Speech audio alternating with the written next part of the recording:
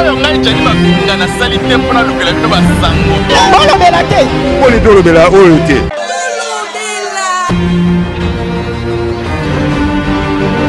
batika biso tofanda basala eloko te ezala ebili ezala oyo basala eloko aportemono autour akinanga mobali oyo eza ya ngai oyo mibale wana ayakale yanango mpe yabe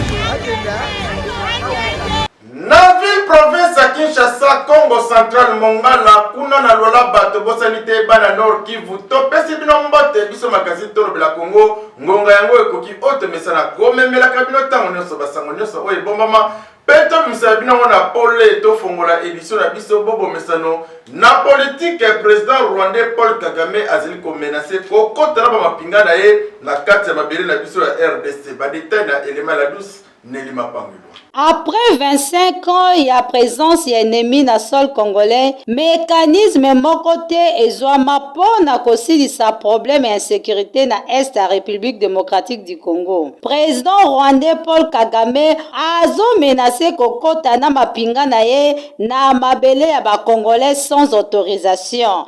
Alobaki yango mokolo ya mardi na sermon ya cérémonie ya ba ministre na Rwanda. Pe ye alobi lisusu makambo ezali ebele o elekaka entre Rwanda pe alobi lisusu makambo ebele elekaka entre Rwanda na République démocratique du Congo moyen ya koexplike yango ezali te kasi ba remarke présence ya ADF na mabele ya Rwanda pe ye alobi lisusu ba rebelle ya ADF ezali problème moko régional ezali kotala kaka RDC te esengeli na bango ba agir po ba remarquer lisusu ADF bazali na connexion na ba FDLR bango basangani bazali kobongisa ba opération ya minene yango Rwanda décidé ya koagir bamoni ete problème oya est elie ba milliards ebele ya dollars kasi solution moko ezali kozwama te bango balobi makambo nyonso oyo elekaka na est balandelaka yango pe bakotika likambo oyo eleka boye te bango bakolandela yango RDC oyo ezali kotalisa kaka incompétence ya gouvernement congolais ndenge nini président ya pays mususu akoki kozwa mitindo pe ya kodirige mayema azali koleka na est ezali na compétence ya président rwandais te esengeli gouvernement na biso na mokonzi ya mboka Fati Beton atala likambo oyo na bokebi nyonso po mabele ya bakongolais ezali patrimoine moko oyo tokoki kobungisa te biso magazine tolobela Congo tokolobela Congo. Mwana mboka député national Jean-Jacques Mamba ya MLC Elia Lukunga azali ko dénoncer présence ya militaire armé sans document na kata parcelle azali ko yebate ezali nini la douce Nelima Pangulwa alobeli.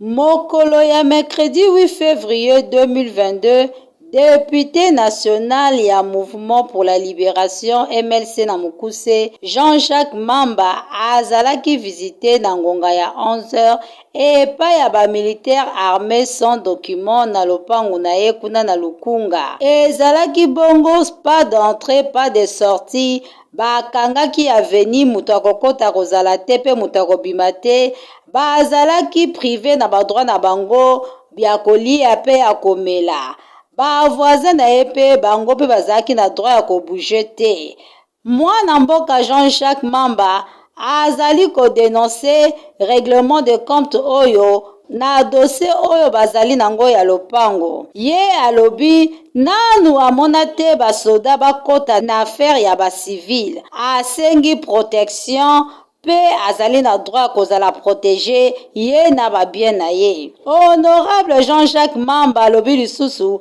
mosala ya mapinga ezali kobatela population congolaise na biloko na bango kasi oyo amoni ezali mbala liboso mona makambo oyo armée congolaise akota na affaire ya bacivile biso magazine tolobela Congo tokokoba kolobela bakongolais pe Congo na biso. Parti politique Front des nationalistes pour la solidarité et le développement na Mokuse FNSD basala ki déclaration politique pour la feuille de route Pona maponami ya 2023 bolanda propose que ya samza la meso tatel benaswe pe la douce Nelly Mapangulwa.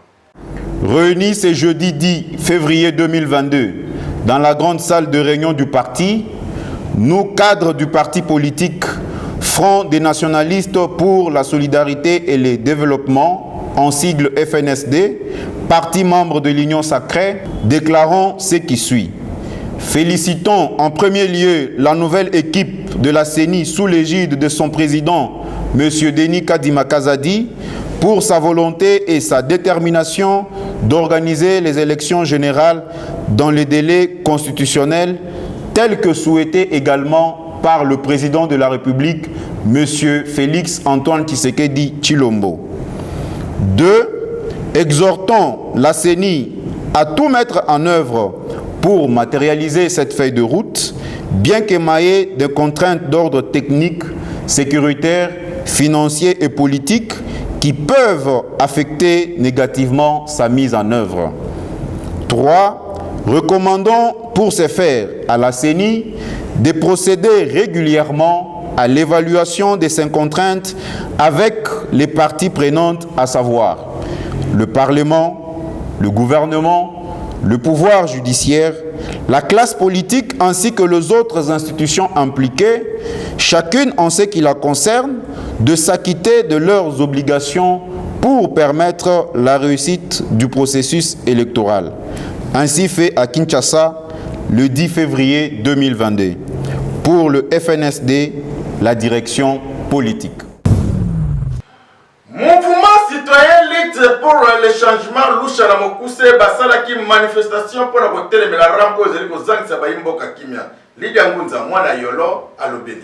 Mouvement citoyen lutte pour les changements lucha na bokuse oyo ba mesana côté le matango nyonso po na mboka mokolo na lelo ba telema ki pona kosala manifestation nationale oyo ezali kosala manzela moko na ba province mususu ya RDC en dehors ya Kinshasa esengeli koyeba ete bango ba telema kaka soki likambo ezali na yango mokolo na lelo ba telema ki pona ko revendiquer ba droit contre ram oyo etungisi mboka Congo wuta tango molai ba population bazali kotungisa mape kolela tango nyonso na yango balucha babengi ram escroquerie d'État bakei ko réclamer epa ya ba société de communication po bango nde bazali na base ya koyiba population tango nyonso na nzela ya ba unité esengeli koyeba ete ba député ya commission ecofil ya Assemblée nationale balobaki ete ram ezali na budget général te ni na compte spéciaux na yango ba interpellaka ministre jusqu'à présent silence des morts na yango balucha ba telemi pe basengi na ba société ya télécommunication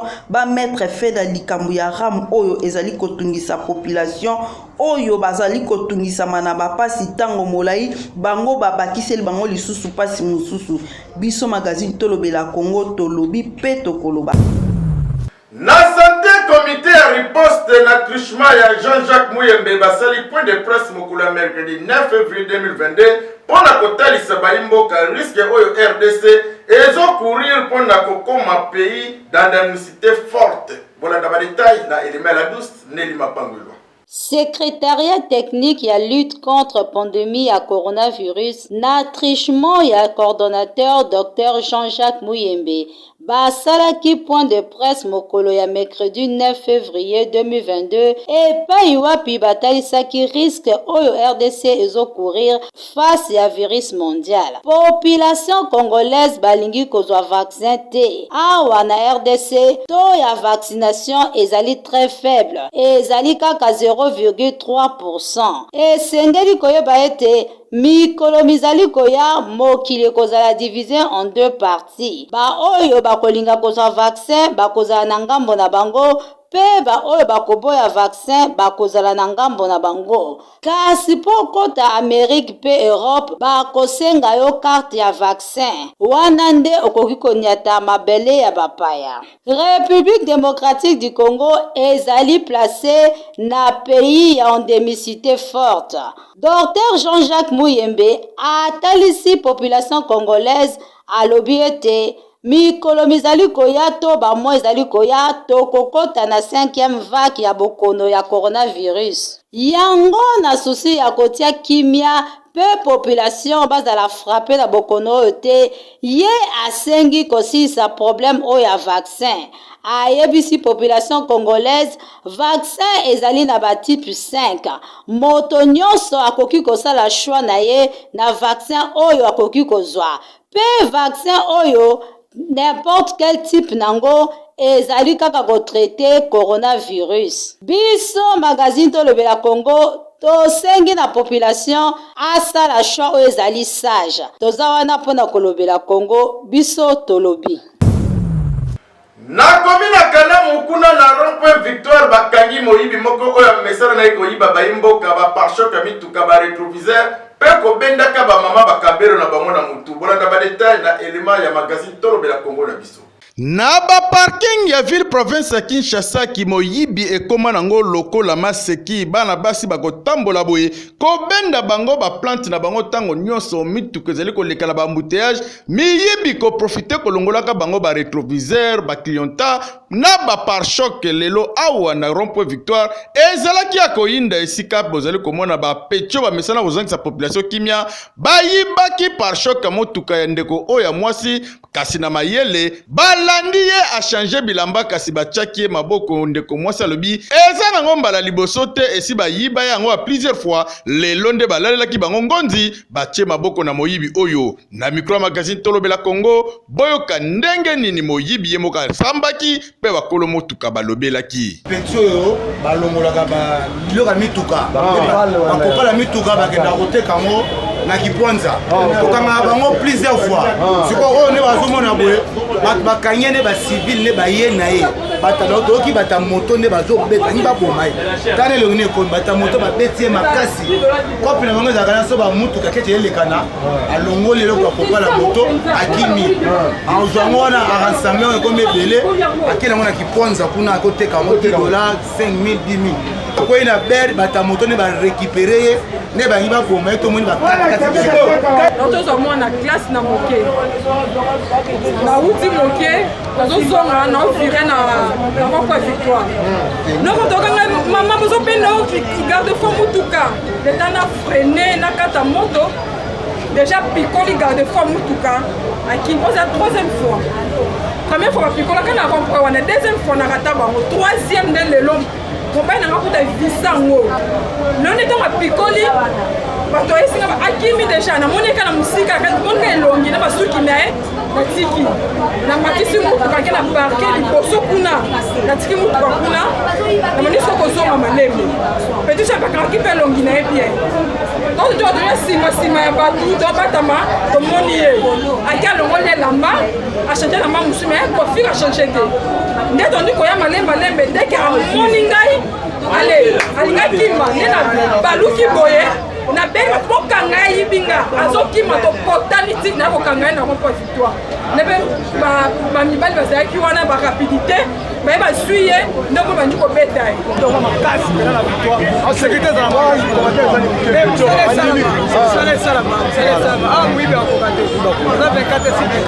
ayo ate tande tingane na boy na manyema na kumba na moto bani baya aboya boluka moto bulaka bango baluka botola babotola na kopata bana ba jeune bayeboluka te ngona jeune tinakosa pepi na nde mobo ya loyenge na moto na nga na bula na nga bani ndaka baya bayoka kate akende katolembi biso magazine Tolobela Congo toko senga kaka na mon général le Silvano Kasongo papa tala makambo etaliki moyibi na ba Carrefour eza kozangisa bayimboka kimia ko boma batu na ndenga mukete ko benda batu ba plante na ba mituka tili kola moto eza na mwasi muso abungisa bo moyine kaka na ba je oyo ba petit oyo bazalaka bango inquiété na eloko te des fois zo yiba soko teli na gauche teli na droite elamba ya bulepe oyo to bengaka ba policier bazana ba ndinga bazo tala bango yeza kitoko ata mokete population ezofanda na kimia te na bino ba miyibi misala za nango ebele ya kosala botika mosala oyo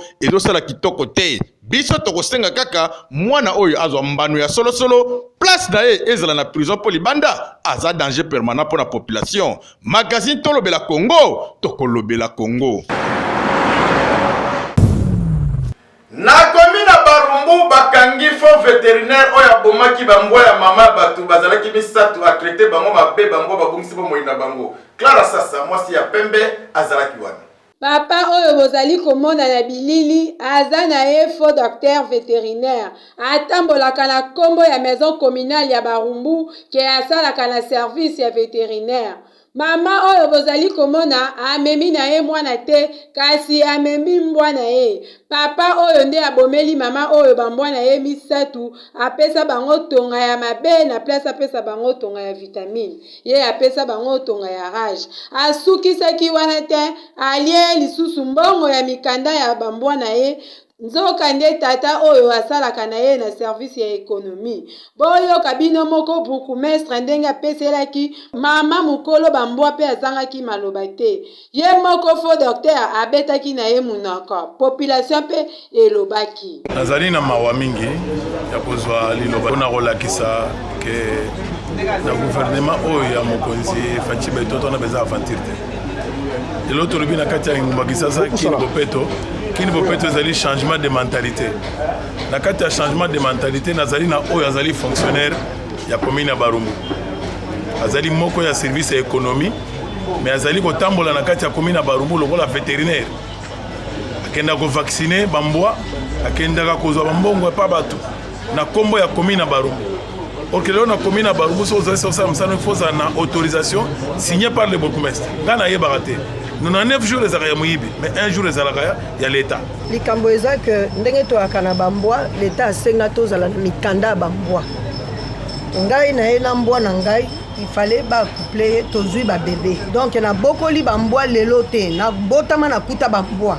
Donc bambwa ba nyawe pa na nga en tout cas eza bandeko na ngai. Na yana mwana na nga moko. Mais bana nanga eza bambwa parce que à part oyo bambwa mosusu ya no mikolo ya race mosusu baza na kati ya lopango bana ba neveu na ngai bazaka pe na bambwa nde bayelaki nga mama tozana moto aswanyaka bambwa il fallait ba pesa ye piqûre po bazaka na piqûre ya une année oyo bango bazwaka babenga ngo ba vaccin nde baye kopesa ye oyo ya mokolo oyo. Bon, avant yanga na utaki ne depuis Pointe Noire. Donc azaki déjà na ba vaccin na azwa depuis aza bébé na somba na 1 mois. Nde na kolisi ebo. Nde tango aboti bana baye balobi mama toza na vétérinaire bango pe bazaki na bazaka na ba caniche na bambwa ya ba race. Wa milai wana. Ba yelinga ye na tuni ye pe alobi nga na sala na commune ya Barumbu na za vétérinaire. Ba bébé basala 3 mois bongo bazwa ba vaccin. Ba vaccin na bango ndenge nga na yoki awa ezaka ya banyama bapesa bango bakisa banyama na ba vitamine.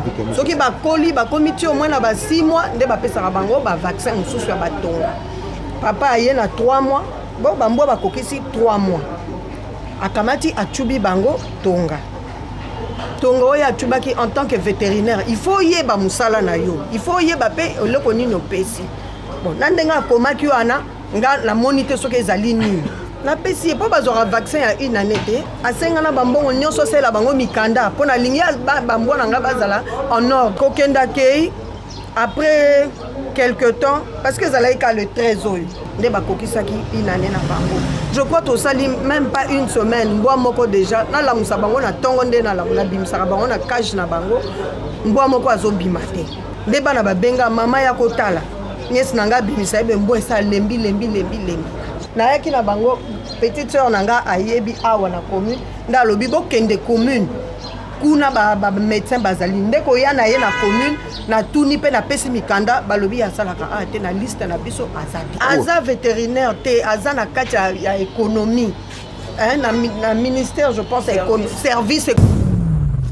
Clara Sasa mwasi ya pembe pe papi mateka le combattant ya makasi tolo bila Congo batikale kaka wana na maison communale Barumbu esika wapi bakangi baso disant ba porter la somba zikida oyo bafongola ki mwana classe sac na iba yibie mbonga minerval esali pasi pe mawana soni. Awa tozali na maison communale ya Barumbu. Bana mibali oyo mibale bozali komona na bilili bazali ba soi-disant ba porter na wenze ya zikida. bayebaki na kofongola mwana ya classe saki pe bayibaki mbongo ya Minerval 100 000 francs congolais na 3 000 francs congolais na ye ya transport. Mwana ya 18 ans autaki na ye kozwa mbongo na ye ya Minerval, kasi la police congolaise lokola elalaka te batie bango maboko, batuni bango wapi mbongo, bango babimisi kaka 3 000 francs congolais. Nzoka nde bakoma na système ya centre bazwaka mbongo bacentre yango epai baninga na bango, pe baninga na bango bayebi na kokima. Boyoka ndenge population balobaki na micro ya tolobela Congo na biso. Bano mibale omoni oyo baza na zikida wenza zikida soit des gens va porter ce pendant de 8. Alors moi na moko ya mwasi aza na 18 ans en uniforme à donc une classe oyo afongoli sac ajumbongo 100 000 francs apesa ki pona afuta frais scolaire na 3 000 francs ya transport apesa ki maman moko azobela mais tellement moi nazo azai tellement azai distrait d'ailleurs côté le temps va tellement oli comme ni on va fongoli sac et pas bana mbali wala ti bleu oyo alati barre de bleu afongoli sac quand afongoli sac atala mbongo na kati mbongo de soute 100 000 basi tu fais 3 000 francs et mina maboko na ye oya transport va pesa ki on a 3 000 francs ya ngwana ba bokela ko bokela 3 000 francs donc la mbongo ezaki 100 000 francs eza mpona frais scolaire 3 000 francs eza mpona transport yo bisika 3 000 ebongo mbongo bisika te donc azwi mbongo apesi mpa moningani mpe acentre mpa baninga mosusu batambola nde bazomona bango directement bamoni barongo bazokendela bamona so barongo te toyebi te apres so combien des années bamona so biso magazine tolobela Congo na biso tozosenga kaka na bakonzi ya mboka, tozosenga kaka na bakonzi ya mboka batu ya modele ya boye place na bango eza na Kinshasa te, botinda bango na kanya makasese bakende kosala bilanga lokola bamisusu. Biso magazine tolobela Congo na biso tolobi. Na sport JS groupe Bazano contre FC Étoile du Kivu match esilaki na mobulu na ndinga osakana te na score à 1 but partout tisiko boye tozo zela nanu décision bakonzi ya lina foot nan ba déterminer yango te toyebi te ekosuka boni bolanda ba détail na élément ya Clara sasa mwasi ya pembe. Vodacom Ligue 1 mokolo ya mercredi 9 février 2022 na Lubumbashi na stade Kibasa Maliba kuna nde match ekatanaki na penalty oyo arbitre accordaki yango après temps additionnel.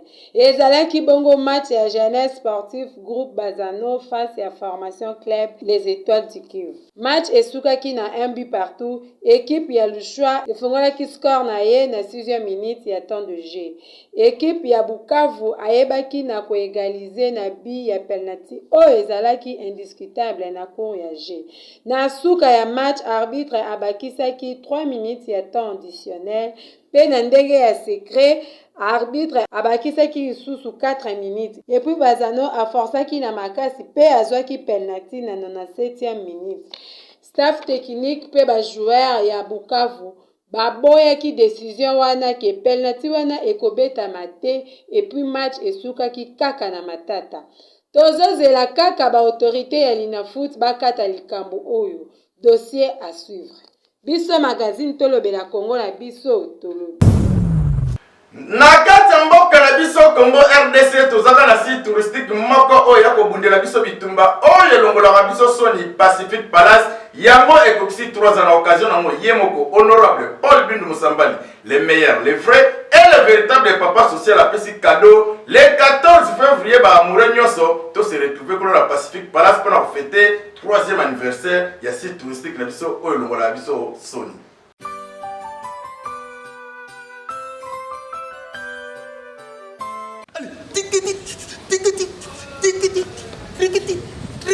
Balobi banya monga fula banya mitende mbetike selembao cité verte hyper rompengaba bisoni sur rendez-vous ça le 14 février balobi Saint-Valentin honorable Paul Bindu Musambali a offrir bino Saint-Valentin na kati ya Pacific Palace ya ofele papa oya lingaka mwasi na ye mwasi oya lingaka mobile na ye le 14 février Saint-Valentin na kati ya Pacific Palace et pas ya yeme honorable Paul Bindu Musambali nga vie de loin nakozala musique pe ekozala et bongo ba surprise papa maman jeune fille jeune garçon boya ebele le 14 février na katia Pacifique Palace ate botiki ndako polele moyibi akoyiba te po le 14 moyibi ye moko pe akozala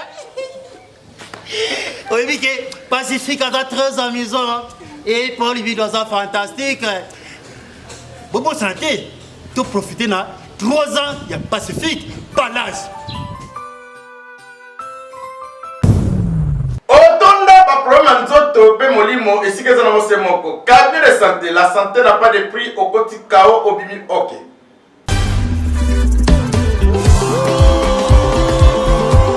Que tout ce qui respire loue l'Éternel. Où que vous soyez, que des positions. C'est le moment de louer les seigneurs. Alléluia. Mambu masobele tunanga nini yo moto oyo otelenganaka yo moto oyo obela babokono ya ndenge na ndenge otambola na baopito ya ville province ya Kinshasa batindika okutu libanda ya mboka mpona kozwa basoin approprié esimba nango te boyokanga na yeli bino solution ya solosolo la santé n'a pas de prix epa ye moko les grands maîtres spirituels oyo azali kosala mosala kitoko na ndenga kosakana te na yo moto osalaka commerce ezali kokende liboso te mosala ezali kosimba te yo oyo mbongo ekima yo dollar ekomela o problème maître spirituel azali wana mpona kosunga bino na baproblème nyonso onga nazwaka libala malonga te ongai mobali abengana nga na ndako ongai kutu basi bapusana penepene na nga te ngai kutu nzoto esimbaka nango te nzoto eza malamu te maître spirituel azali wana mpona bino yo moto oyo nzoto na yo ezalaka susu malamu te maître spirituel azali wana mpo asunga yo nzoto na yo yo mwana mobali ozonga mobali ya solo mwasi ozala pe mwasi ya solosolo maître spirituel aza pe wana mpona kotala korendre bino na bataille moko bien raffiné na ndenge osakana te na ngonga moke ozwi lobiko yo moto oyo mwasi to mobali akima yo to bayina yo yo oyo dégagaka solo ya mabe penepene ya mwasi to penepene ya mobali yo oyo ozalaka monoko solo ye azali wana mpona kopesa bino basolution na baproblème na bino wana nyonso yo moto oyo obelaka bamaladi ya ndenge na ndenge oyo babengi bamaladi physique to pe spirituel ye aza wana azali kolongola yango onga nasalaka te onga kutu promotion na boulot ezalaka te ongai kutu banda bafandela ngai natelemaka te ngai oyo nakoma na ngai kaka handicapé ngai oyo nazalaka so na santa malonga te solution yango eyeli yo na porte ya ndako kotelengana na yo te kokende ni à gauche ni à droite esika mosusu okende okolela pamba mosolo ekei ozwi mpe solution te kasi na cabinet la santé n'a pas de prix mosala ezali kosalama kitoko mosala ata babomba oyo na se ya mai les grands maîtres spirituels akobimisa yo na se ya mai ata babomba yo wapi même si yo batia yo na molangi akopanza molangi te kasi ose retrouve libanda na ndenge ya mystique spirituel yo obiki olongwela makambo nyonso tu oyo ya mabe parceke nzambe asala likolo na se asala mutu te asouffrir asala mutu te anyokwama yo oyo ozali na problème mabota mobali to mwasi maître spirituel aza wana mpona solution nzambe aloba mutu nyonso to avivre atinda mwana yesu kristu aya kokufa awa na se mwana ne avant akende alobi je vous donne la paix je vous laisse la paix boni yo ozangi paix boni yo ozangi kimia en tout cas esika malamu yango oyo ozwa kimia olingi ocontacte maître spirituel nimero ezali nango facile benga ye na 099 58 28 10 ntango mosu oyoki malamu te 099 58 28 10 na bino banso porte ezali grandement ouverte les grands maîtres spirituels azali kozela bino asunga bino alongola bino baproblème boza nango moto na moto avivre na kimia na maladi ya bomoto to mpe ya molimo ye akobikisa yango biso magazine tolobelaki makambo boye nde tolingaka kolobela yango avec énergie parce que mosala oyo ezali kosala kitoko bana mboka bakozwa basolution ya malonga eyokani tokomi na suka édition na biso pona mokolo ya lelo kasi na lo 15 oyo biso ozala nango biso tokabanaka na bino bongo te 100% tobala bino merci na patience oyo bozala nango ntango nyonso ya kotikalaka liboso bitando bike na bino mpona kolanda magazine na bino information générale tolobela kongo na biso édition na biso ya mokolo ya lelo tozali kodedi yango na fondation Paul Bindu Musambali oyo ezali ya ye moko honorable Paul Bindu Musamba, le meilleur et le vrai papa social, mon conduit à solo ya site touristique, mon compte aux Anango, Pacific Palace. Ce qui m'a sala au lelo, et ça la qui toque au beau pesa merci. Na samedi la meso, tata il bende soin, ou azakina sima caméra. Na montage, Koutilin Janjapé, Crispé kwa Diambu, basakana ki na mona ndenga mokete. Édition na bisa mokole kumamaki na la douce Nelly Mapangulo ye azalaki assisté na Lydia Ngunza mwana yolo. Nyoso oyo esalamaki sous supervision ya Clara Sasa mwasi ya pembe oyo asalaki nguya pusa na tena kati ya rédaction ya magazine Tolobela Congo la biso. Beto tu dis va.